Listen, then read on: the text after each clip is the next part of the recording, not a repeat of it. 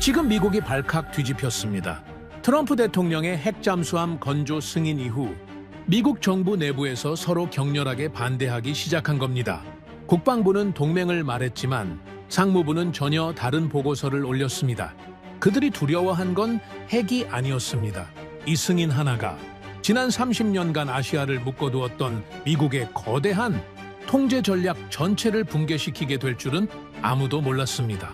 대체 대통령의 승인 뒤에서 무슨 일이 벌어진 걸까요? 왜 미국은 스스로 분열하기 시작했을까요? 지금부터 그날 워싱턴에서 벌어진 누구도 예상치 못했던 내부 분열의 충격적인 전말을 보여드리겠습니다. 아주 잠깐 1초면 충분합니다. 좋아요와 구독으로 대한민국을 응원해주세요. 비확산. 그 단어가 3번 반복됐습니다. 하지만 저는 보고서 첫 줄에서 진실을 봤죠. 한국의 연료 주권 확보 시 미국 공급망 붕괴 예상. 이건 핵의 문제가 아니었습니다. 돈이었습니다. 통제였습니다. 그리고 저는 더 이상 침묵할 수 없었습니다. 저는 에드워드 호킨스입니다. 미국 전략해양연구소 수석 해양전력 분석관. 15년간 이 자리를 지켰습니다. 책상 위엔 늘 극비 문서가 쌓여 있었죠. 동맹국 무기 프로그램, 해양전력 분석, 공급망 평가. 그 중에서도 가장 민감한 건 한국 관련 파일이었습니다. 트럼프 전 대통령이 폭탄을 던졌습니다. 한국의 핵잠 추진을 승인했다. 단 한 문장이었습니다.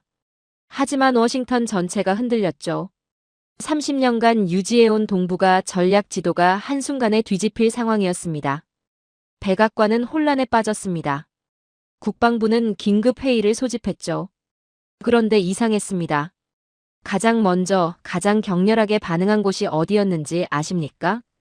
상무부였습니다. 국방도 아니었습니다. 외교도 아니었죠. 수출 통제와 산업 정책을 담당하는 부서. 바로 그곳이 제일 먼저 움직였습니다. 왜일까요? 다음 날 아침 답이 나왔습니다. 상무장관이 긴급 기자회견을 열었습니다. 표정이 굳어 있었습니다. 목소리엔 떨림이 섞여 있었죠. 한국의 핵잠 추진은 비확산 원칙에 명백히 위배됩니다. 비확산. 깨끗한 단어였습니다. 정의로운 명분이었죠. 하지만 저는 그의 눈빛을 읽었습니다. 거기엔 원칙이 없었습니다. 두려움만 있었죠. 그날 오후 3시. 긴급 보고서 한 통이 제 책상에 도착했습니다. 발신인은 국방정보국. 제목은 한국 핵잠 프로그램 영향평가. 100페이지가 넘었습니다. 커피를 한 모금 마셨습니다. 파일을 열었죠. 첫 페이지를 넘기는 순간 손이 멈췄습니다. 첫 문장이 이랬습니다. 한국이 연료 주권을 확보할 경우 미국의 핵연료 공급망 통제는 사실상 해체됨. 다시 읽었습니다. 한 번 더 읽었습니다. 이건 비확산 보고서가 아니었습니다. 경제 보고서였죠. 아니, 더 정확히 말하면 손실 예측 보고서였습니다. 페이지를 넘겼습니다. 숫자들이 빼곡했습니다. 핵연료 공급 계약, 연간 12억 달러 정비 부품 시장, 연간 8억 달러 기술 용역 매출, 연간 3억 달러. 그 옆에 적힌 한 줄. 한국 자립 시 예상 손실률 65%. 의자에 깊이 앉았습니다. 퍼즐이 맞춰지기 시작했습니다. 상무부가 지키려는 건 규범이 아니었습니다. 23억 달러였죠. 3페이지로 넘어갔습니다. 제목이 눈에 들어왔습니다. 한국의 다음 행보 예측. 3줄이 적혀 있었습니다. 1단계 핵연료 공급 루트 독자 확보 가능성 증가. 2단계 정비 부품 시장 국내화로 미국 기업 매출 타격. 3단계 작전 체계 통합 시 미국 허락 없는 독자 작전 가능. 숨이 막혔습니다. 이건 잠수함 한 척의 문제가 아니었습니다. 한국이 핵잠을 갖게 되면 연료를 독자 관리합니다. 그러면 미국의 공급망 통제가 무너지죠. 정비와 부품도 점차 국내화됩니다. 그러면 미국 기업 수익이 증발하죠. 마지막 단계. 한국이 핵잠과 조기 경보기, 전투기를 하나로 묶는 순간 미국 승인 없이도 독자 작전이 가능해집니다. 통제권 상실. 바로 이게 상무부가 두려워한 것이었습니다. 계속 읽어내려갔습니다. 7페이지엔 더 노골적인 문구가 나왔습니다. 한국의 기술 자립은 미국의 전략적 레버리지를 근본적으로 약화시킴. 레버리지, 영향력, 통제. 결국 같은 뜻이었습니다. 한국을 묶어두던 줄이 끊어진다는 것이었죠. 형광펜을 들어 문장을 그었습니다. 그때 깨달았습니다. 상무부의 반대는 원칙 때문이 아니었습니다. 이익 때문이었죠. 30년간 쌓아온 독점 구조가 무너질까봐 두려워한 겁니다. 오후 5시. 상무부 긴급회의가 소집됐습니다. 회의실로 향했습니다. 복도는 조용했지만 공기는 무거웠죠. 문을 열었습니다. 핵심 라인 5명이 이미 앉아 있었습니다. 표정들이 어두웠습니다. 한 관료가 서류를 넘기고 있었습니다. 다른 관료는 팔짱을 낀 채 천장을 보고 있었죠. 상무부 차관은 손가락으로 테이블을 두드렸습니다. 프로젝터가 켜졌습니다. 화면에 제가 본 그 보고서가 떠올랐습니다. 한국이 연료를 손에 넣으면 누군가 말을 꺼냈습니다. 끝까지 말하지 못했죠. 다른 사람이 마저 말했습니다. 통제 루프가 뒤집힙니다. 침묵. 방 안 공기가 얼어붙었습니다. 차관이 테이블을 쳤습니다. 이건 경제전쟁입니다. 경제전쟁. 그 단어가 회의실에 울렸습니다. 비확산은 어디에도 없었습니다. 오직 시장과 돈만 있었죠. 회의는 1시간 만에 끝났습니다. 복도로 나왔습니다. 한 고위 관료가 다가왔습니다. 낮은 목소리였습니다. 호킨스, 이해하십니까? 한국이 연료를 독자 관리하면 우리 기업 7곳이 직격탄을 맞습니다. 정비시장이 무너지면 수천 명이 일자리를 잃어요. 그가 잠시 멈췄습니다. 비확산은 명분입니다. 우리가 쓸 수 있는 유일한 명분이죠. 뒤돌아 걸어갔습니다. 더 들을 필요가 없었습니다. 사무실로 돌아왔습니다. 보고서를 다시 펼쳤습니다. 10페이지를 열었죠. 한국의 자립은 미국의 매출을 무너뜨린다. 펜을 들었습니다. 옆에 한 줄을 추가했습니다. 그리고 미국은 그걸 비확산이라 부른다. 저녁 7시. 이메일이 도착했습니다. 에너지부였습니다. 제목 한국 핵잠 관련 공급망 분석. 파일을 열었습니다. 첫 페이지에 표가 나왔습니다. 미국 기업 7곳의 이름. 각 기업의 한국 관련 매출 비중. 가장 높은 곳은 42%. 가장 낮은 곳도 18%. 마지막 줄. 한국 자립 시 예상 손실 전체 매출의 평균 37%. 숨을 깊이 들이마셨습니다. 모든 게 명확해졌습니다. 상무부의 반대는 원칙의 문제가 아니었습니다. 생존의 문제였죠. 7개 기업이 무너지면 수많은 하청업체도 쓰러집니다. 수만 개의 일자리가 사라지죠. 선거구에 직격탄이 떨어집니다. 비확산은 거포장이었습니다. 진짜 핵심은 이익이었죠. 밤 10시. 노트북을 열었습니다. 새 문서를 만들었습니다. 제목을 입력했죠. 상무부 반대의 진실 호킨스 분석 보고서. 첫 문장을 적었습니다. 상무부의 반대는 원칙이 아니라 이익이었다. 그들이 두려워한 건 핵이 아니라 한국의 다음 한 수였다. 타이핑을 계속했습니다. 트럼프의 한 문장이 30년 구조를 흔들었습니다. 상무부는 즉각 반응했죠. 비확산을 외쳤지만 실제로는 시장을 지키려 했습니다. 23억 달러. 7개 기업. 수만 개 일자리. 이게 진짜 이유였습니다. 파일을 저장했습니다. 창밖을 바라봤습니다. 워싱턴의 불빛이 반짝이고 있었죠. 비확산은 문구였습니다. 공포는 현실이었죠. 한국의 핵잠은 무기가 아니었습니다. 독립선언문이었습니다. 그들은 한국이 잠수함을 갖는 걸 두려워한 게 아니었습니다. 자립을 두려워했죠. 그날 밤 결심했습니다. 진실을 기록으로 남기겠다고. 침묵은 공범이라는 걸 알고 있었으니까요. 그날 밤 잠을 이루지 못했습니다. 보고서 속 문장들이 머릿속을 떠나지 않았죠. 연료 주권, 공급망 붕괴, 통제 상실. 단어들이 계속 맴돌았습니다. 새벽 4시. 침대에서 일어났습니다. 더 이상 누워있을 수 없었죠. 사무실로 향했습니다. 거리는 텅 비어 있었습니다. 워싱턴은 잠들어 있었지만 제 머릿속은 깨어 있었죠. 책상에 앉았습니다. 보고서를 다시 꺼냈습니다. 2페이지를 펼쳤죠. 거기엔 제가 어제 놓쳤던 문구가 하나 더 있었습니다. 한국 핵잠 프로젝트의 성공은 미국의 핵연료 공급망 의존도를 역전시킬 가능성이 있음. 역전. 그 두 글자가 눈에 박혔습니다. 단순히 의존에서 벗어나는 게 아니었습니다. 구조 자체가 뒤집힌다는 뜻이었죠. 30년간 미국이 공급자였습니다. 이제 한국이 독자 공급 체계를 갖게 된다는 겁니다. 형광펜을 들었습니다. 문장 전체를 그었죠. 다음 페이지로 넘어갔습니다. 도표 하나가 그려져 있었습니다. 제목 미국의 통제 삼각형. 세 개의 꼭지점이 선명했습니다.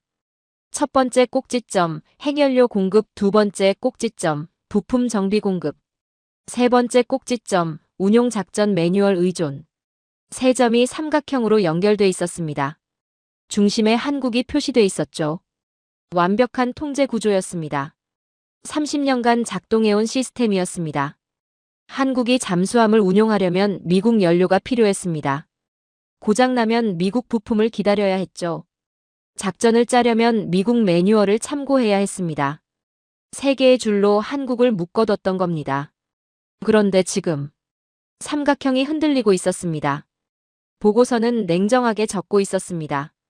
한국이 핵잠 연료주기 관리 능력을 확보할 경우 첫 번째 꼭지점 붕괴, 정비부품 국산화 진행 시 두 번째 꼭지점 약화, 독자 작전 체계 완성 시 세 번째 꼭지점 무력화. 손이 떨렸습니다. 이건 기술 발전이 아니었습니다. 통제 구조의 해체였죠. 커피를 한 모금 마셨습니다. 쓴맛이 입안에 퍼졌습니다. 5페이지를 열었습니다. 숫자들이 빼곡했습니다. 핵연료 공급 계약, 연간 12억 달러 정비부품 시장, 연간 8억 달러 기술 용역, 연간 3억 달러 총합계 23억 달러. 그 아래 붉은 글씨. 한국 자립 시 예상 손실률 65%. 계산기를 두드렸습니다. 23억의 65%면 약 15억 달러입니다. 사라지는 겁니다. 증발하죠. 이제 상황이 명확했습니다. 상무부가 지키려는 건 규범이 아니었습니다. 15억 달러였죠. 비확산은 선이 아니었습니다. 방패였습니다. 다음 페이지로 넘어갔습니다. 기업 목록이 나왔습니다. 미국 핵심 방산에너지 기업 7곳. 각 기업 옆에 숫자가 적혀 있었습니다. 한국 관련 매출 비중이었죠. 웨스팅하우스 42%, 제너럴 다이내믹스 31%, 노스럽 그루먼 28%, 록히드 마틴 24%, 레이시온 21%, 보잉 방산 부문 19%, 허니웰 18%, 가장 낮은 곳도 18%였습니다. 숨을 깊이 들이마셨습니다. 한국이 자립하면 이 7개 기업이 직격탄을 맞습니다. 그들과 연결된 수백 개 하청업체도 쓰러지죠. 일자리가 수만 개 사라집니다. 상무부의 반대는 원칙의 문제가 아니었습니다. 생존의 문제였죠. 오전 9시. 상무부 긴급회의가 소집됐습니다. 회의실로 향했습니다. 복도를 걷는 사람들의 표정이 어두웠습니다. 문을 열었습니다. 10명이 넘는 사람들이 앉아 있었습니다. 상무부 차관, 에너지부 대표, 수출 통제 담당관들. 스크린에 같은 숫자들이 떠올랐습니다. 23억 달러. 65% 손실. 7개 기업. 차관이 서류를 덮었습니다. 에너지부 대표는 한숨을 쉬었죠. 한 담당관은 펜을 테이블에 던졌습니다. 침묵이 흘렀습니다. 제 옆에 앉은 분석관이 속삭였습니다. 이걸 어떻게 막습니까? 답이 없었습니다. 회의는 1시간 만에 끝났습니다. 결론은 나오지 않았습니다. 아니, 정확히는 말하지 못한 결론이 있었죠. 한국을 막아야 한다는 것. 하지만 어떻게 막을지는 아무도 몰랐습니다. 오후 1시. 사무실로 돌아왔습니다. 이메일함을 확인했습니다. 메시지 하나가 도착해 있었죠. 발신인은 에너지부였습니다. 제목 한국 핵잠 관련 공급망 분석, 추가 자료. 파일을 열었습니다. 첫 페이지에 표가 나왔습니다. 공급망 붕괴 시나리오 3단계. 1단계 연료 공급 계약 만료 후 재계약 불가. 2단계 정비 부품 발주량 연평균 40% 감소. 3단계 기술 자문 계약 전면 종료. 마지막 줄이 눈에 들어왔습니다. 3단계 완료 시 미국 기업 총 손실 예상치 연간 최소 15억 달러. 모니터를 응시했습니다. 숫자가 선명했습니다. 비확산이란 단어는 어디에도 없었죠. 오직 달러만 있었습니다. 다음 문서를 열었습니다. 한국 기술 자립도 평가라는 제목이었습니다. 내용을 읽기 시작했습니다. 한국 원자력 기술 수준. 세계 5위권 해결료 주기 관리 기반 기술. 70% 완성 잠수함 건조 능력.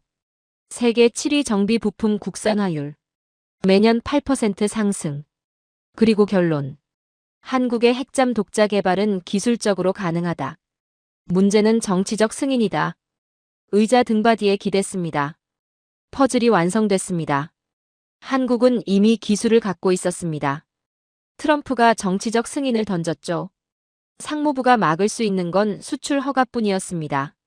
하지만 그건 지연만 시킬 뿐 막을 수는 없었습니다.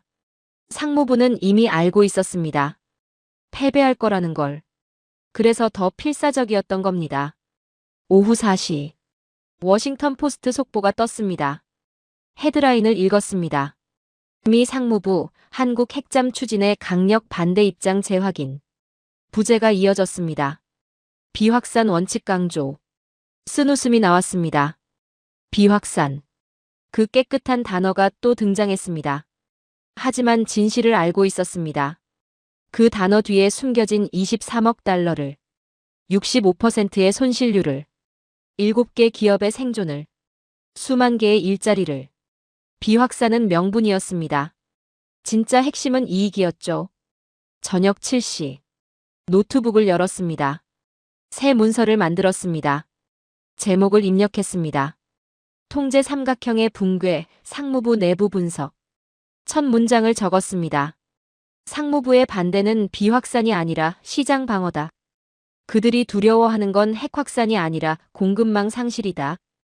타이핑을 계속했습니다. 30년간 미국은 세 개의 줄로 한국을 묶었습니다. 연료, 부품, 작전. 쇄골이가 삼각형을 이뤘죠. 완벽한 통제 구조였습니다. 하지만 지금 한국이 그 고리를 하나씩 끊고 있습니다. 연료 주권 확보 가능성 70%. 부품 국산화율 매년 8% 상승. 작전 체계 독자 개발 진행 중. 삼각형이 무너지고 있습니다. 문장을 이어갔습니다. 상무부는 23억 달러를 지키려 합니다. 7개 기업의 생존을 보호하려 하죠. 수만 개 일자리를 유지하려 합니다. 하지만 그들이 쓸 수 있는 단어는 하나뿐입니다. 비확산. 그 단어 뒤에 경제적 동기를 숨깁니다. 마지막 문장을 적었습니다. 비확산은 명분이었고 이익이 본문이었다. 파일을 저장했습니다.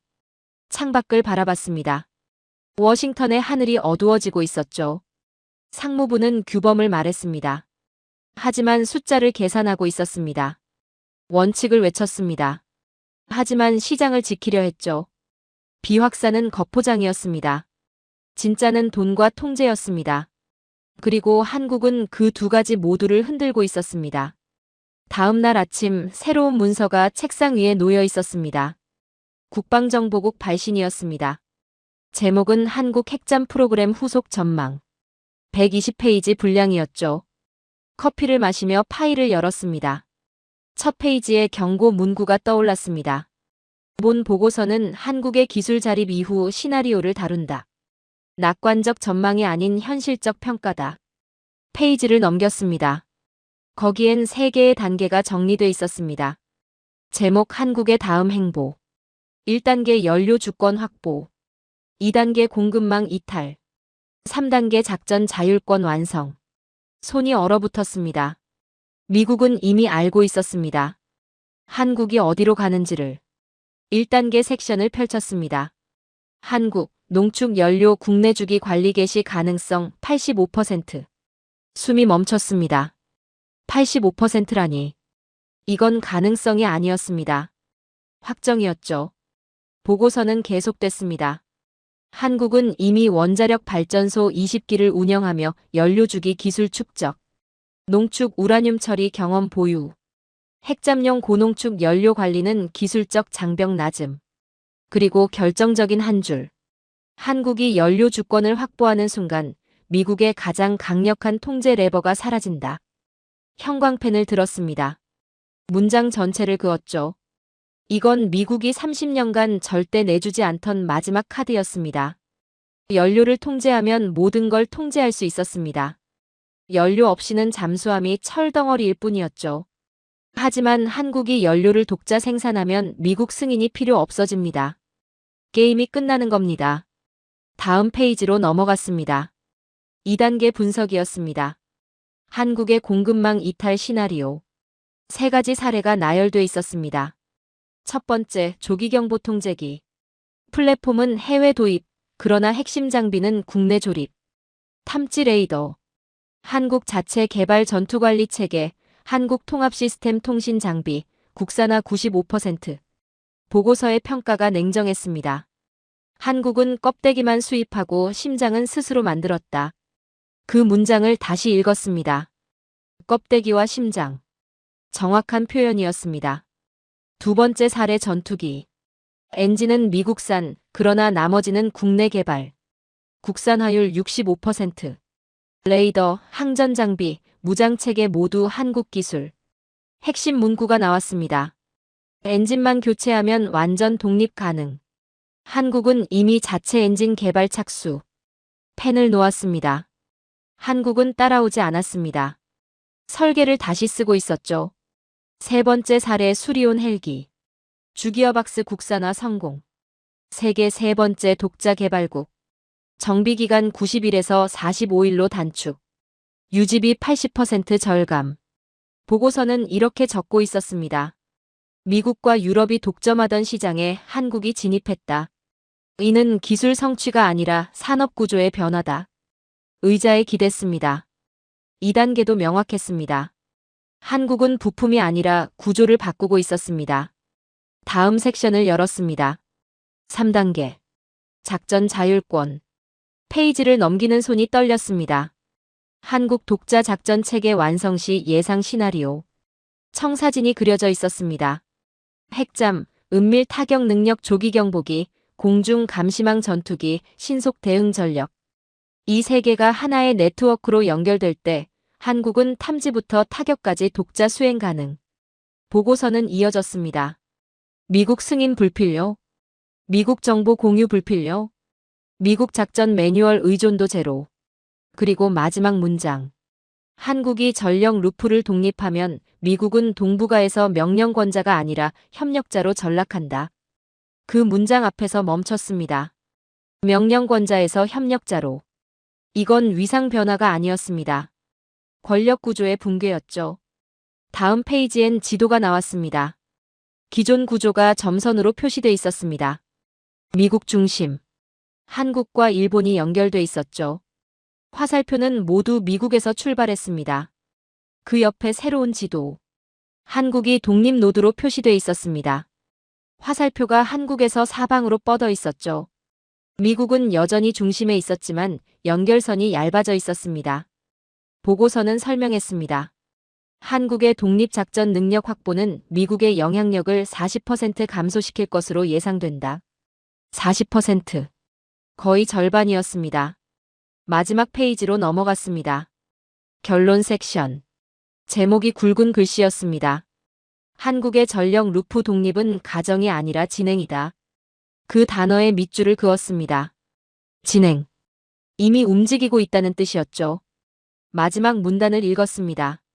한국은 연료를 확보하고 공급망을 재편하고 작전 체계를 통합할 것이다. 이는 예측이 아니라 관찰이다. 미국이 선택할 수 있는 건 저항이 아니라 적응이다. 보고서를 덮었습니다. 조용히 중얼거렸습니다. 우리가 두려워한 것은 잠수함이 아니었다. 한국의 다음 한 수였다. 창밖을 바라봤습니다. 워싱턴의 하늘은 흐렸습니다. 상무부는 비확산을 외쳤습니다. 하지만 진짜 공포는 따로 있었죠.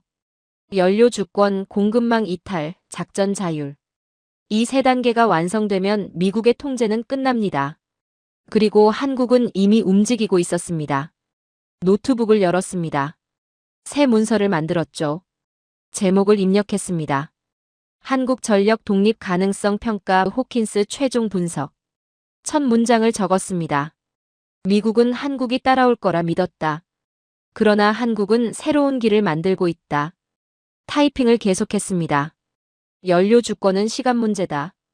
기술은 이미 85% 확보됐다. 공급망은 재편 중이다. 조기 경보기, 전투기, 헬기. 모두 국산화 진행 중이다. 작전 체계는 통합 단계에 진입했다. 미국의 승인은 더 이상 필수가 아니다. 문장을 마무리했습니다. 한국의 독립은 배신이 아니라 성장이다. 우리가 막을 수 있는 건 아무것도 없다. 파일을 저장했습니다. 한국은 연료를 묻고 정비를 묻고 작전을 묶는 중이었습니다. 세 개의 고리가 하나로 연결되는 순간 미국의 레버는 무력화됩니다. 상무부는 그걸 알고 있었습니다. 그래서 필사적이었던 겁니다. 하지만 이미 늦었습니다. 사흘 후 워싱턴에 균열이 생겼습니다. 상무부, 국무부, 에너지부 세 부서가 긴급 합동회의를 소집했습니다. 의제는 하나였죠. 한국 핵잠 대응 방안. 저는 참관인 자격으로 회의실 뒷자리에 앉았습니다. 스크린에 문서 하나가 떠올랐습니다. 제가 작성한 보고서였습니다. 한국 전력 독립 가능성 평가라는 제목이 선명했죠. 국무부 차관의 얼굴이 굳어 있었습니다. 에너지부 대표는 서류를 계속 넘겼습니다. 상무부 장관은 팔짱을 낀 채 입을 다물고 있었죠. 분석관이 프로젝터를 켰습니다. 제 보고서 요약본이 나타났습니다. 6줄이었습니다. 한국 연료주기 설계 70% 완성 정비시장 45% 국내 대체 가능 한국형 정보타격 루프 완성 예상 공급망. 미국 의존도 감소 기술 역전 가능성, 미국 기업 7곳 손실 예상치 상승. 방안이 조용해졌습니다. 국무부 차관이 고개를 저었습니다. 에너지부 대표는 한숨을 쉬었죠. 상무부 장관은 테이블을 쳤습니다. 그리고 30분 뒤 회의는 폭발했습니다. 국무부는 동맹 관계를 강조했습니다. 에너지부는 안전성 검증을 요구했죠. 상무부는 즉각 차단을 주장했습니다. 세 부서가 세 방향을 가리키고 있었습니다. 저는 뒷자리에서 그 모습을 지켜봤습니다. 미국이 갈라지고 있었습니다. 회의는 1시간 만에 끝났습니다. 결론은 없었습니다. 아니, 정확히는 합의가 불가능했죠. 상무부 장관이 나가면서 저를 쏘아봤습니다. 그의 눈빛이 말하고 있었습니다. 당신 때문이라고. 저는 시선을 피하지 않았습니다. 사무실로 돌아왔습니다. 이메일함을 열었죠. 메시지 하나가 도착해 있었습니다. 발신인은 상무부 보안팀이었습니다. 제목 보고서 재검토 요청. 저는 이메일을 열었습니다. 본문은 짧았습니다. 호킨스 분석관의 최근 보고서에 대해 사실관계 재확인 필요. 내일 오전 보안팀 면담 필수. 재검토. 그건 검열의 다른 말이었습니다. 저는 이메일을 닫았습니다. 그리고 제 보고서를 다시 열었죠. 한 줄 한 줄 재확인했습니다. 모든 수치가 정확했습니다. 모든 출처가 명확했습니다. 제 보고서엔 거짓이 없었죠. 하지만 상무부에겐 진실이 문제였습니다. 다음 날 아침 보안팀 사무실로 갔습니다. 3명이 앉아 있었습니다. 표정이 딱딱했죠. 질문은 30분간 이어졌습니다. 출처, 검증, 의도, 배포 경위. 모든 걸 물었습니다. 저는 하나하나 답했습니다. 국방정보국 문서, 에너지부 데이터, 상무부 내부 자료. 3번 교차 검증했다고 말했죠. 그들은 고개를 끄덕이지 않았습니다. 면담이 끝났습니다. 결론은 나오지 않았죠. 하지만 저는 알았습니다. 제 보고서는 문제로 분류됐다는 걸. 복도를 걸어 나왔습니다. 한 동료가 스쳐 지나가며 속삭였습니다. 조심하세요. 저는 고개만 끄덕였습니다. 오후 2시 외신의 기사 하나가 떴습니다. 워싱턴 포스트였습니다. 헤드라인 미정부 내부, 한국 핵잠 놓고 격렬한 의견 충돌. 부재 상무부, 국무부, 대응 방향 이견 심화. 저는 기사를 읽었습니다. 익명의 관계자가 인용돼 있었죠. 일부 분석관들은 한국의 기술 자립을 기정사실로 보고 있다. 제 이름은 없었습니다. 하지만 워싱턴은 작았습니다. 모두가 알 겁니다. 30분 뒤 제 사무실 문이 열렸습니다. 상무부 조사팀이었습니다.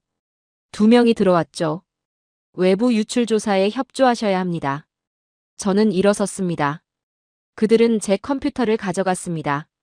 이메일 기록을 요구했죠. 서류 캐비닛을 열었습니다. 30분 만에 제 사무실은 텅 비었습니다. 저는 임시 사무실로 옮겨졌습니다. 창문 하나 없는 방이었죠. 책상 하나, 의자 하나. 그게 전부였습니다. 저는 그 작은 책상에 앉았습니다. 빈 벽을 바라봤죠. 상무부는 저를 격리했습니다. 하지만 진실은 이미 나갔습니다. 균열은 표면화됐고 언론은 움직이기 시작했습니다. 그날 밤 집으로 돌아왔습니다. 개인 노트북을 열었죠. 이메일을 확인했습니다. 메시지 하나가 도착해 있었습니다. 의회 국방위원회 보좌관이었습니다. 당신의 보고서를 읽었습니다. 정확합니다. 계속해 주십시오.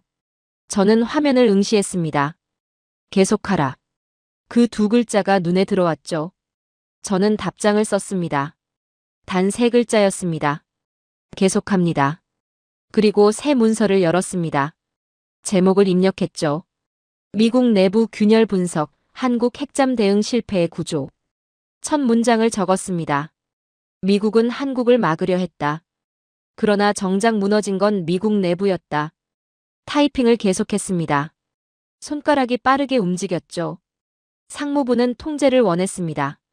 국무부는 협력을 선호했습니다. 에너지부는 중립을 지켰죠. 세 부서가 세 방향을 가리켰습니다.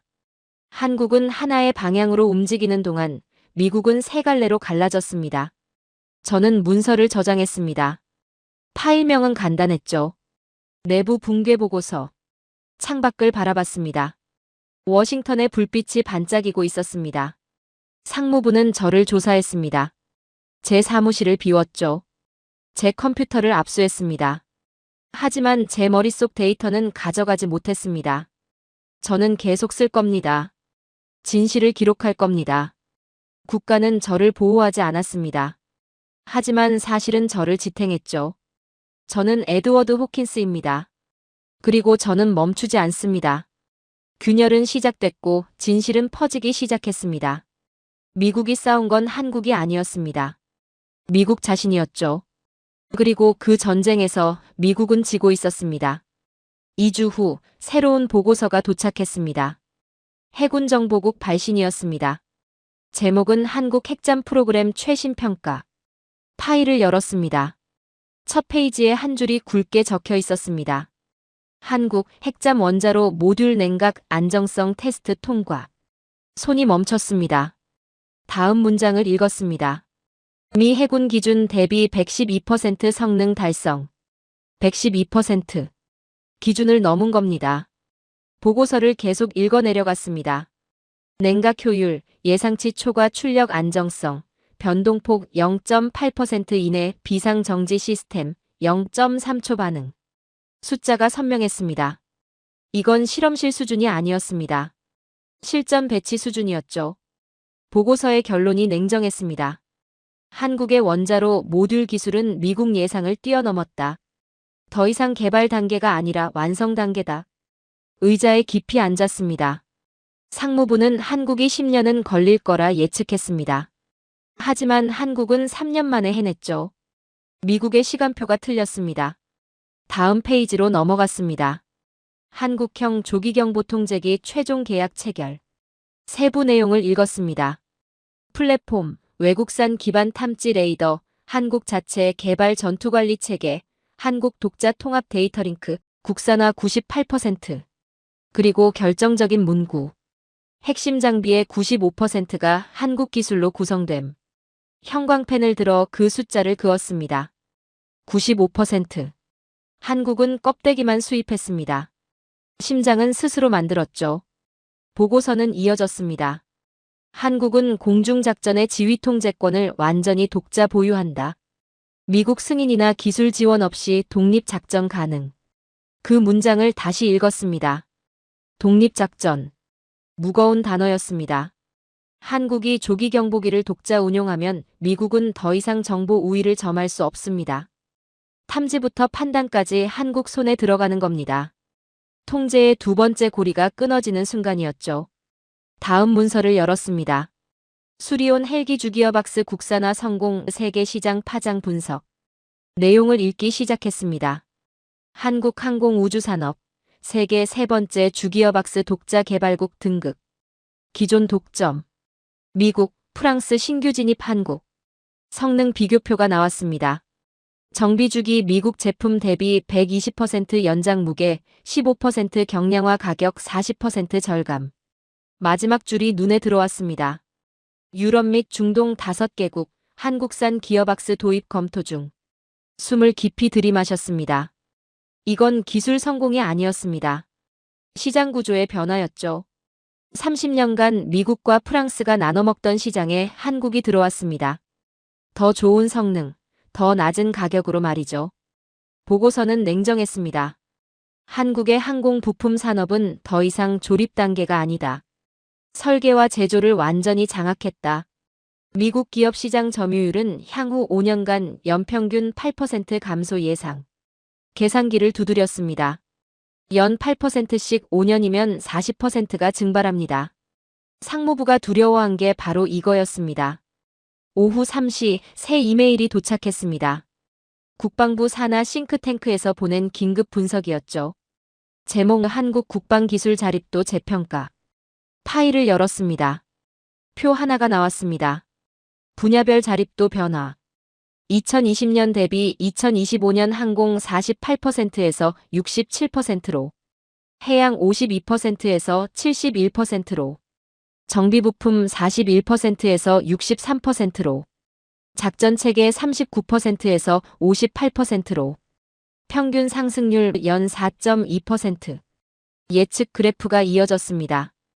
2030년 예상 자립도 평균 82%. 그래프를 응시했습니다. 선이 가파르게 올라가고 있었죠. 82%. 거의 완전 독립 수준이었습니다. 보고서 말미의 결론. 한국의 기술 발전 속도는 미국 예측 모델을 지속적으로 초과하고 있다. 이는 일시적 현상이 아니라 구조적 변화다. 구조적 변화. 그 단어에 밑줄을 그었습니다. 이건 운이 아니었습니다. 전략이었죠. 그날 밤 집으로 돌아왔습니다. 노트북을 열었습니다. 오늘 본 자료를 정리하기 시작했죠. 새 문서를 만들었습니다. 제목을 입력했습니다.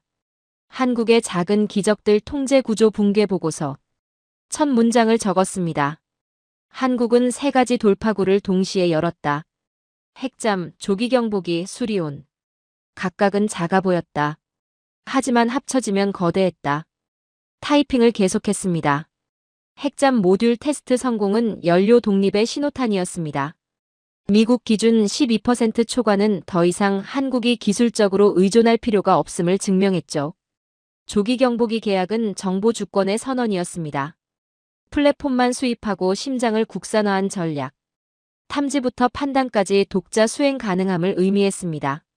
수리온 국산화는 시장 독립의 증명이었습니다. 세계 세 번째. 한국이 이제 기술 수입국이 아니라 수출국으로 전환됐다는 것이었죠. 문장을 이어갔습니다. 세계의 작은 성공이 하나의 큰 흐름을 만들었습니다.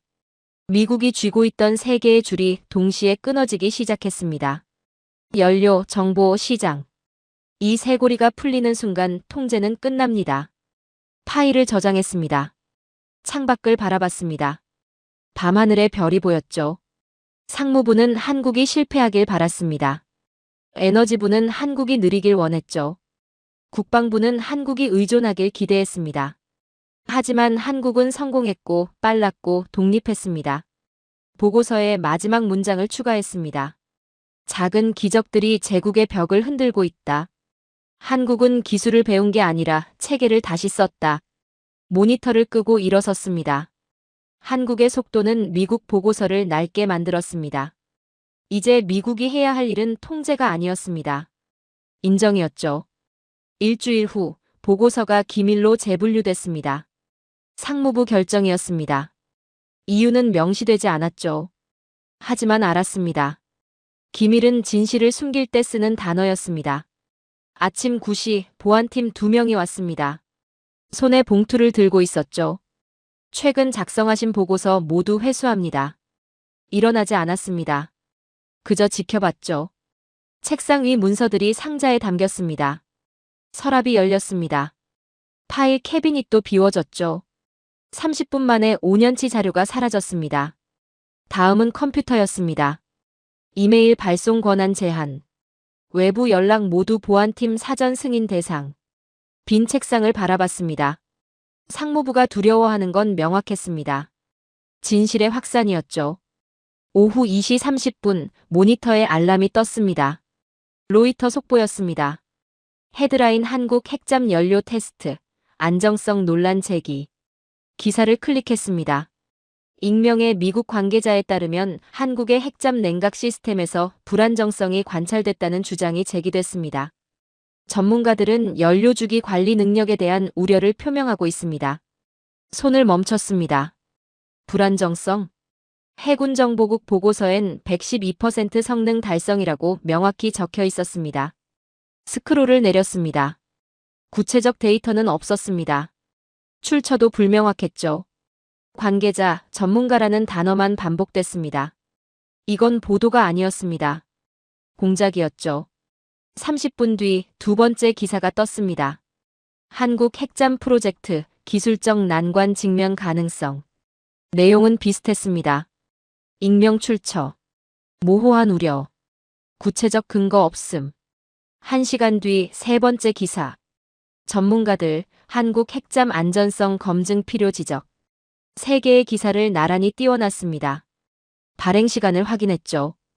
2시 30분, 3시 5분, 3시 47분. 패턴이 명확했습니다. 같은 시간대, 같은 논조, 같은 익명 출처. 우연이 아니었습니다. 조직적 정보전이었죠. 누군가 계획적으로 한국을 흔들고 있었습니다. 백업 파일을 열었습니다. 해군정보국 보고서를 다시 확인했죠. 냉각 효율 예상치 112% 달성 출력 안정성. 변동폭 0.8% 이내 비상정지 시스템. 0.3초 반응 1000시간 연속 가동 테스트 이상 무. 모든 수치가 기준을 초과했습니다. 불안정성은 어디에도 없었죠. 외신에 흘러나온 정보는 완전한 조작이었습니다. 의자에 기댔습니다. 상무부가 마지막 카드를 꺼낸 겁니다. 기술 논쟁에서 졌으니 이제 여론전으로 나온 거죠.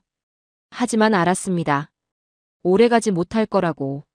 한국은 데이터를 갖고 있었으니까요. 48시간이 지났습니다.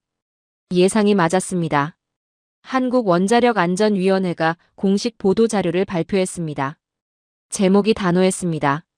핵잠 연료주기 테스트 전 과정 데이터 공개 안정성 기준 초과 달성. 첨부 파일을 열었습니다. 50페이지 분량의 실험 데이터였습니다. 냉각 효율 테스트 결과 데이터는 투명했습니다. 검증은 철저했죠. 숫자는 거짓말하지 않았습니다. 마지막 페이지의 결론. 외신 보도는 사실무근. 모든 안전성 기준 충족 및 초과. 추가 의혹 제기 시 법적 대응 검토. 화면을 응시했습니다.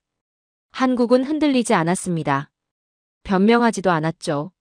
말이 아니라 데이터로 답했습니다. 그리고 그 데이터는 완벽했습니다. 외신 논란은 24시간 만에 사그라들었습니다. 조작된 의혹은 50페이지 숫자 앞에서 무너졌습니다. 로이터는 정정 기사를 냈습니다. 다른 통신사들도 후속 보도를 멈췄죠. 상무부는 침묵했습니다. 그 주 금요일 이메일에 공문이 도착했습니다. 상원 군사위원회였습니다. 비공개 청문회 증인 출석 요청, 호킨스 분석관. 일시가 적혀 있었습니다. 다음 주 월요일 오전 10시. 화면을 읽었습니다. 결심했습니다. 본 것을 말하겠다고. 주말 동안 증언 자료를 준비했습니다. 데이터를 정리했죠. 그래프를 만들었습니다. 사실만 담았습니다. 한국은 연료 주권 확보 문턱에 도달했다. 정비부품 독점은 이미 깨졌다. 국산화율은 매년 8% 상승 중이다. 향후 5년 동북아 전력 구도가 변한다. 미국이 막을 수 있는 건 없다. 월요일 아침 국회의사당으로 향했습니다. 경비를 통과했습니다. 복도를 걸었죠. 회의실 문 앞에 섰습니다. 문이 열렸습니다. 회의실은 작았습니다. 의원 5명이 반원형 테이블에 앉아 있었죠. 참모 3명이 뒤에 서 있었습니다. 앞에 마이크 하나가 놓였습니다. 준비해온 자료를 펼쳤습니다. 12장이었습니다. 2시간 동안 말했습니다.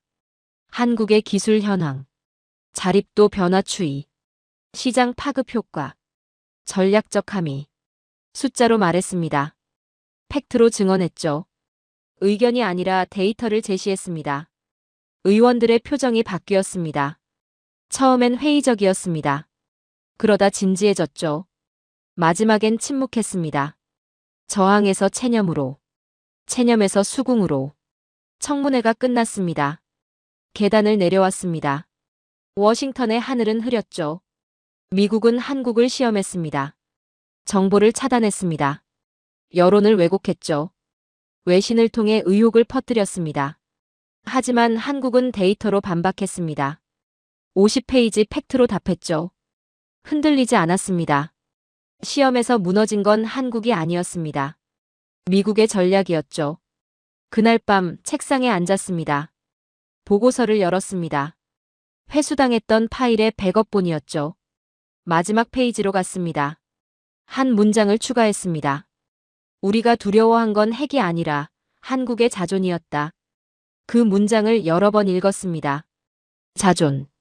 그 단어가 모든 걸 설명했습니다. 한국은 승인을 구하지 않았습니다. 능력을 증명했죠. 한국은 변명하지 않았습니다. 데이터를 내놨습니다. 한국은 흔들리지 않았습니다. 기준을 만들었죠. 파일을 저장했습니다. 창밖을 바라봤습니다. 밤이 깊어가고 있었죠. 기밀 분류는 진실을 막을 수 없었습니다. 조작된 의혹은 데이터를 이길 수 없었습니다. 한국은 시험을 통과했습니다. 그리고 미국은 배웠습니다. 통제의 시대는 끝나가고 있었습니다. 7장. 3주 후 한국이 발표했습니다.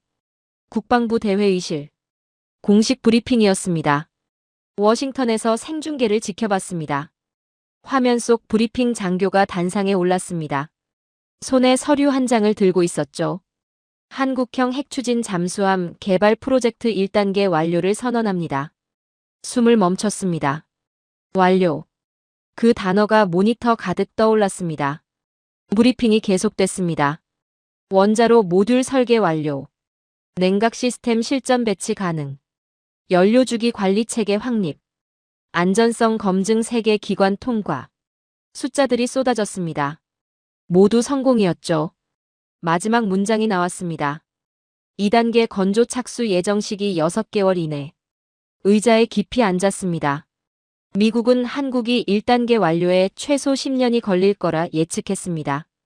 상무부 보고서엔 그렇게 적혀 있었죠. 하지만 한국은 7년 만에 끝냈습니다. 3년이나 빨랐습니다. 책상 서랍을 열었습니다. 5년 전 작성된 예측 보고서가 있었죠. 펼쳤습니다. 타임라인이 그려져 있었습니다. 한국 핵잠 개발 예상 일정 2025년 착수, 2035년 완료 예상. 빨간 펜을 들었습니다. 2035년에 큰 X를 그었죠. 옆에 적었습니다. 2028년 완료. 예측 실패. 오후 3시 또 다른 뉴스가 떴습니다. 한국 조기경보통제기 첫 작전 비행 성공. 기사를 읽었습니다. 독자 탐지 체계 가동 확인. 전투관리 시스템 실시간 연동. 데이터 링크 한국군 전 전력과 통합 완료. 그리고 결정적인 문장. 한국군 탐지부터 타격까지 독자 작전 루프 완성. 형광펜을 들었습니다. 문장 전체를 그었죠. 독자 작전 루프. 미국이 가장 두려워하던 단어였습니다. 한국이 이제 미국 정보에 의존하지 않는다는 뜻이었습니다. 미국 승인을 기다리지 않는다는 의미였죠. 탐지는 한국 조기경보기, 판단은 한국 지휘부, 타격은 한국 전투기. 처음부터 끝까지 한국 손에 들어갔습니다. 미국은 이제 관찰자였습니다. 통제자가 아니었죠. 저녁 7시 세 번째 소식이 도착했습니다. 유럽 방산 전문지 보도였습니다. 제목 한국 수리온 기어박스, 유럽 시장 진출 확정. 내용을 읽었습니다. 프랑스 육군 도입 검토. 독일 3개 업체 기술 제휴 협상. 중동 4개국 구매 의향서 제출. 한국산 기어박스가 유럽으로 들어가고 있었습니다. 30년간 미국과 프랑스가 독점하던 시장이었습니다. 이제 한국이 그 문을 열었죠. 보도는 계속됐습니다. 미국 방산 기업 7곳 매출 전망 하향 조정. 평균 감소율 42%. 계산기를 두드렸습니다. 42%면 거의 절반이었습니다. 상무부가 그토록 막으려던 게 바로 이거였습니다. 시장 붕괴였죠. 모니터 3개를 나란히 켰습니다. 첫 번째 화면 한국 핵잠 1단계 완료 기사. 두 번째 화면 조기경보기 작전 루프 완성 보도. 세 번째 화면 수리온 유럽 진출 소식. 3개의 뉴스가 같은 날 터졌습니다. 우연이 아니었습니다. 한국은 동시다발적으로 움직이고 있었죠. 연료, 정보, 시장. 세 고리가 동시에 끊어졌습니다. 다음 날 아침 긴급회의가 소집됐습니다. 국가안보회의 비공개 세션이었습니다. 참석했습니다. 회의실엔 고위 관료 20명이 모여 있었습니다. 표정들이 어두웠습니다. 스크린에 문서가 떠올랐습니다. 제목 한국 전략적 위상 재평가. 첫 페이지를 넘겼습니다. 결론부터 나왔죠. 한국은 더 이상 의존 동맹국이 아니다. 독립작전 능력 보유 확인. 전략적 관계 재정립 필요. 그 문장을 응시했습니다. 의존 동맹국에서 독립작전 능력 보유국으로. 이건 표현 변경이 아니었습니다. 권력 구조의 전환이었죠. 다음 페이지로 넘어갔습니다. 한국 독립 루프 완성 요소. 세 줄이 정리돼 있었습니다. 연료 주권 확보 완료 정보 독립, 조기경보기 작전 가동 시장 독립, 수리온 글로벌 진출. 마지막 평가. 미국의 전략적 레버리지 40% 감소 확정. 40%. 거의 절반이 사라진 겁니다. 회의는 2시간 동안 이어졌습니다. 하지만 결론은 나오지 않았죠. 막을 방법이 없었습니다. 한국은 이미 완성했으니까요. 회의가 끝났습니다. 사람들이 하나둘 나갔습니다. 자리에 남았습니다. 빈 회의실을 바라봤죠. 30년간 쌓아온 통제 구조가 무너지는 소리가 들렸습니다. 오후 의회 문서 하나가 공개됐습니다. 상원 군사위원회 최종 평가 보고서였습니다. 파일을 열었습니다. 200페이지였죠. 마지막 결론 섹션으로 갔습니다. 거기엔 단 4글자만 적혀 있었습니다. 한국, 독립 루프. 그 4글자를 여러 번 읽었습니다. 미국 의회 공식 문서에 한국이 독립 루프로 기록된 겁니다. 이건 역사적 순간이었습니다. 한국이 미국 통제권에서 벗어났다는 공식 인정이었죠. 의자에서 일어났습니다. 창밖을 바라봤습니다. 워싱턴의 하늘이 보였습니다. 조용히 중얼거렸습니다. 우리는 그들이 따라오리라 믿었다. 그러나 그들은 새로운 길을 만들었다. 그날 밤 마지막 보고서를 작성했습니다. 제목을 입력했습니다. 대반전, 무너진 건 한국이 아니라 미국의 오만이었다. 첫 문장을 적었습니다. 한국은 3년 일찍 완성했다. 미국은 10년 늦게 깨달았다. 타이핑을 계속했습니다. 핵잠 1단계는 예상보다 3년 빨랐습니다. 조기경보기는 완벽했습니다. 수리온은 유럽을 열었습니다. 세계의 성공이 하루에 터졌습니다. 우연이 아니었습니다. 전략이었습니다. 문장을 이어갔습니다. 미국은 통제를 원했습니다. 한국은 독립을 만들었습니다. 미국은 지연을 시도했습니다. 한국은 가속했습니다. 미국은 여론을 흔들었습니다. 한국은 데이터를 냈습니다. 마지막 문장을 적었습니다. 이건 패권의 패배가 아니다. 오만의 패배다. 우리는 한국을 과소평가했고, 시간을 오판했고, 의지를 무시했다. 그 대가를 지금 치르고 있다. 파일을 저장했습니다. 모니터를 끄고 일어섰습니다. 한국은 동북아를 통제하지 않았습니다. 시대를 통제했죠. 한국은 추격자가 아니었습니다. 설계자였습니다. 그리고 미국은 이제 그 사실을 인정해야 했습니다. 며칠 뒤 모니터에 외신 헤드라인이 떴습니다. 로이터 통신이었습니다. 제목을 읽는 순간 손이 멈췄습니다. 한국, 동아시아 방산 기술 선도국으로 부상. 선도국. 그 단어가 눈에 들어왔습니다. 지난 5년간의 헤드라인을 검색했습니다. 패턴을 보고 싶었죠. 2020년 한국, 미국 기술 도입 확대. 2022년 한국, 방산 자립 추진. 2024년 한국, 핵심 기술 국산화 성공. 2025년 한국, 동아시아 기술 선도. 단어가 바뀌었습니다. 도입, 추진, 국산화, 선도. 한국은 더 이상 따라가는 나라가 아니었습니다. 앞서가는 나라였죠. 다음 기사를 열었습니다. 블룸버그였습니다. 한국 방산 수출 3년간 240% 증가. 첨부된 그래프를 봤습니다. 2022년 170억 달러. 2023년 280억 달러. 2024년 410억 달러. 2025년 예상 580억 달러. 선이 가파르게 올라가고 있었습니다. 보도는 계속됐습니다. 핵심 기술 핵잠, 전투기, 조기경보기, 헬기 부품 수출 지역 유럽, 중동, 동남아, 남미 경쟁력. 미국 대비 성능 80%, 가격은 60%. 마지막 평가. 한국은 이제 기술 구매국이 아니라 기술 판매국이다. 화면을 응시했습니다. 10년 전만 해도 상상할 수 없던 문장이었습니다. 오후 2시 국방부 내부 문서가 배포됐습니다. 제목 한국전력 체계 최종 평가. 파일을 열었습니다. 도표가 나왔죠. 한국 독립작전 루프 완성도. 핵잠 1단계 완료, 2단계 착수 조기경보기 실전 배치 완료 전투기 국산화율 67%, 작전 가능 고속기동 헬기 부품 독립 완료. 그 아래 한 줄. 상기 전력의 통합 네트워크 구축 완료. 한국군 독자 작전 수행 가능. 다음 페이지로 넘어갔습니다. 한국전력 생태계 평가. 분석이 적혀 있었습니다. 탐지 조기경보기 독자 운용 판단. 자체 지휘체계 완성 타격 전투기 미사일 독립 운용 지원, 정비 부품 국내 순환. 그리고 결론. 한국은 수입 없이 순환하는 전력 루프를 완성했다. 그 문장에 밑줄을 그었습니다. 수입 없이 순환. 이게 핵심이었습니다. 미국은 동맹국들과 연결돼 작전합니다. 정보를 공유하고 부품을 교환하고 매뉴얼을 나누죠. 하지만 한국은 달랐습니다. 자체 순환 구조를 만들었습니다.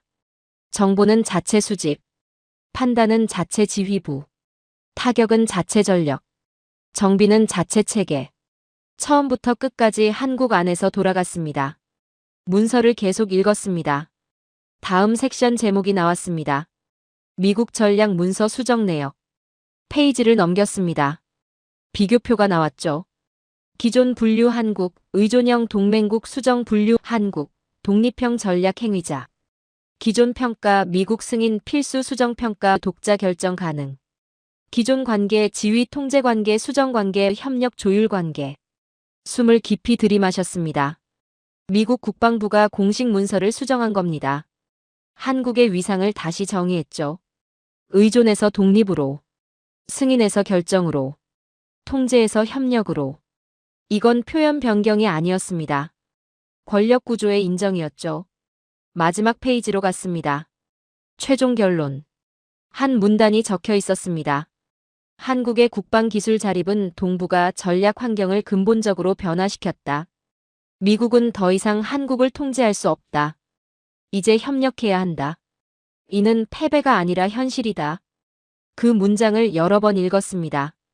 패배가 아니라 현실. 미국은 드디어 인정한 겁니다. 그날 저녁 워싱턴 시내를 걸었습니다. 백악관이 보였습니다. 국회의사당도 보였죠. 국방부 건물도 눈에 들어왔습니다. 이 건물들 안에서 30년간 한국을 통제했습니다. 연료를 쥐고 부품을 쥐고 정보를 쥐고. 하지만 이제 그 줄들이 끊어졌습니다. 한국은 연료를 독자 관리합니다. 부품을 스스로 만들죠. 정보를 직접 수집합니다. 통제는 끝났습니다. 걸음을 멈췄습니다. 하늘을 올려다봤죠. 별이 보였습니다. 그 순간 깨달았습니다. 한국이 만든 건 잠수함이 아니었습니다. 미래였죠. 핵잠은 시작이었습니다. 조기경보기는 확장이었죠. 수리오는 증명이었습니다. 세 개가 합쳐져 하나의 메시지를 만들었습니다. 우리는 독립한다. 집으로 돌아왔습니다. 마지막 보고서를 열었습니다. 제목을 수정했습니다. 새로운 질서의 탄생. 한국은 의지의 나라다. 첫 문장을 다시 썼습니다. 한국은 기술의 나라가 아니다. 의지의 나라다. 타이핑을 계속했습니다. 기술은 배울 수 있습니다. 시간이 걸리지만 가능하죠. 하지만 의지는 다릅니다. 의지는 배울 수 없습니다. 스스로 만들어야 합니다. 한국은 그 의지를 보여줬습니다. 10년 걸릴 거라던 핵잠을 7년 만에 완성했습니다. 불가능하다던 조기경보기를 독자 운용했죠. 독점 시장이던 헬기 부품을 유럽에 팔았습니다. 모두 의지의 결과였습니다. 문장을 이어갔습니다. 미국은 한국을 과소평가했습니다. 기술을 받지 의지를 보지 못했죠. 시간표를 만들었지만 결심을 읽지 못했습니다. 그 대가가 지금입니다. 마지막 문장을 적었습니다. 한국의 전력은 수입이 아니라 결심으로 움직인다. 그리고 결심을 가진 나라를 누구도 멈출 수 없다. 파일을 저장했습니다. 창밖을 바라봤습니다. 밤이 깊었습니다. 역사가 조용히 방향을 틀고 있었습니다. 한국은 동북아를 바꾸지 않았습니다. 시대를 바꿨습니다. 한국은 추격하지 않았습니다. 설계했습니다. 한국은 허락을 구하지 않았습니다. 능력을 증명했습니다. 그리고 이제 세계는 통제를 연구하지 않습니다. 한국의 자립 모델을 연구합니다. 컴퓨터를 껐습니다. 5년간의 여정이 끝났습니다. 처음 트럼프의 발언을 들었을 때 믿지 않았습니다. 상무부 보고서를 읽었을 때 충격받았습니다. 한국의 성공을 봤을 때 경외했습니다. 그리고 지금 인정합니다. 한국은 의지의 나라입니다. 오늘 사연에 대한 여러분의 생각을 댓글로 남겨주세요. 오늘 들려드린 사연에 공감하셨다면 구독과 좋아요 눌러주시고 주변 분들과도 공유해주세요. 여러분의 작은 관심과 응원이 영상 제작에 큰 힘이 됩니다. 오늘도 여러분의 하루의 작은 즐거움이라도 되었기를 바라며 지금까지 감동뭉클이었습니다. 끝까지 시청해주셔서 감사합니다. 다음에 더 감동적인 사연으로 찾아뵙겠습니다.